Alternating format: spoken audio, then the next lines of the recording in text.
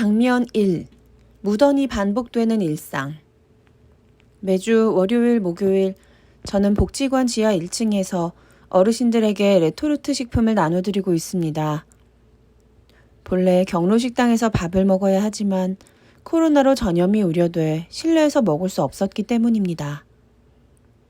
닭죽은 전쟁통에나 먹던 건데 왜 이런 걸 주는 거야? 주지 마. 아니, 가래 없어? 이건 맛이 없단 말이야.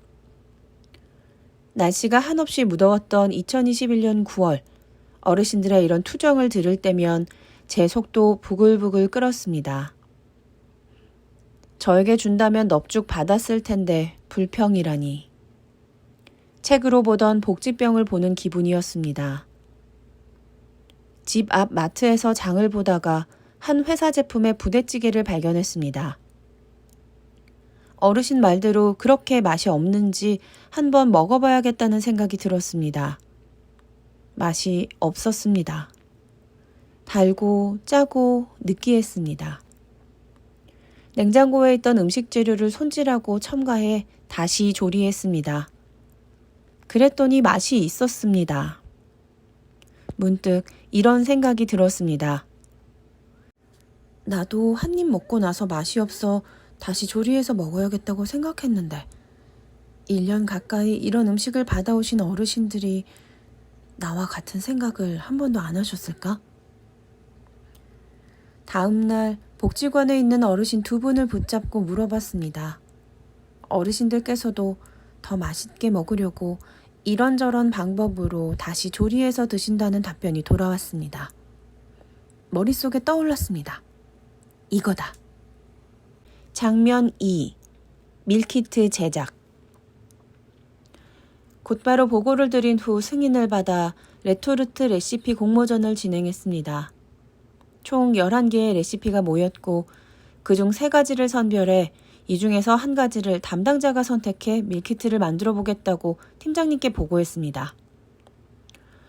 어르신들이 이 3가지 중에서 한 가지 고르시도록 투표하는 건 어떨까요?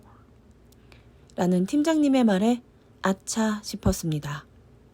처음에는 하기 싫었기 때문입니다. 어르신들의 투표 과정을 생각하니 머리가 아득했습니다. 그래도 지시를 따랐습니다.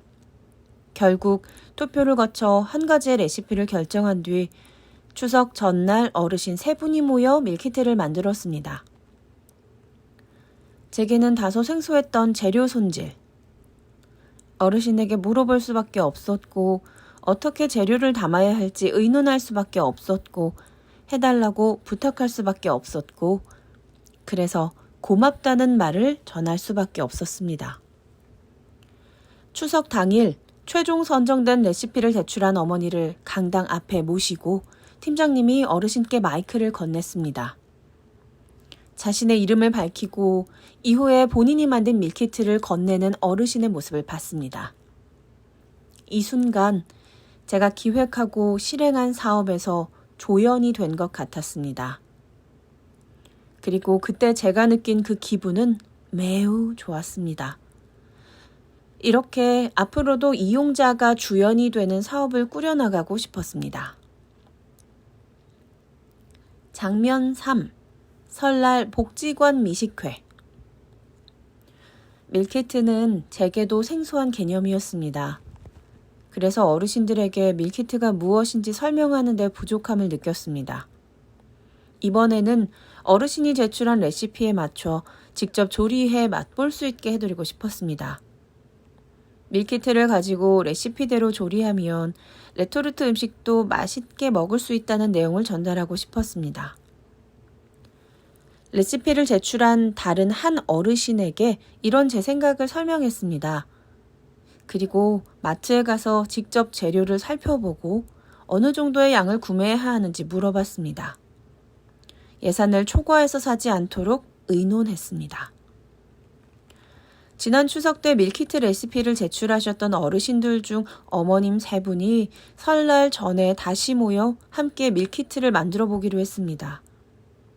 그런데 한 가지 고민이 있었습니다.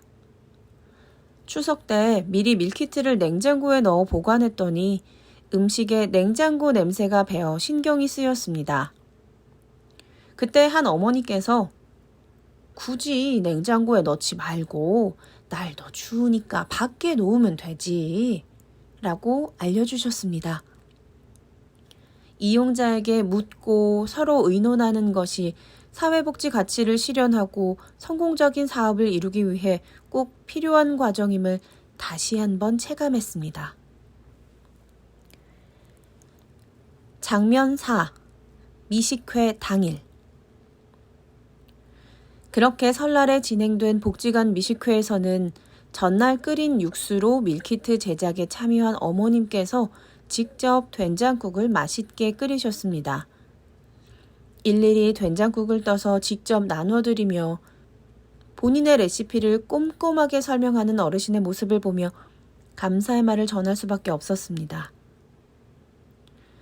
인스턴트에 불과했던 레토르트 식품이 집에서 제대로 맛있게 먹을 수 있는 밀키트로 새로 태어난 것처럼 저는 앞으로도 어르신들의 지혜와 참여를 반석으로 그 위에 값진 사회 사업을 이루어 나가려고 합니다.